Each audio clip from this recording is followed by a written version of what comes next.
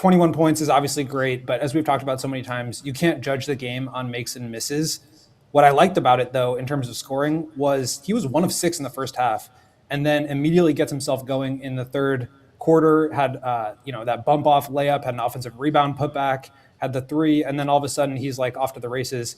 6 of 14 is not a great shooting night, but he was able to be really efficient because of the foul drawing. Didn't shoot the ball particularly well, but I still feel like he was able to have an impact on the game.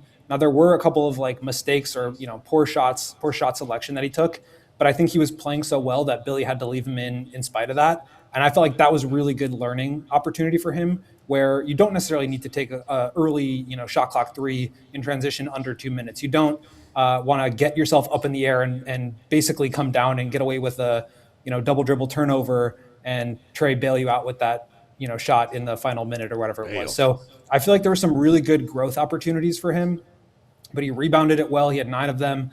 The assists, I think, were the most impressive part. Career high 7, as I'm sure you guys talked about. There were a couple that were just hit ahead passes in transition. Nothing major in terms of like impressive reads or anything like that. But you did have a couple of really nice pick and roll opportunities with Vooch. Had a couple of nice drop off passes to him. Found him in a good seal position on the short roll. So I just thought it was a really impressive, well-rounded game for him. He had a great steal on Paolo Banchero towards the end of the game. He had 2 blocks early. Just a really strong game from him overall. And I like that he got to play through some mistakes because of all the other positives that he was bringing to the game.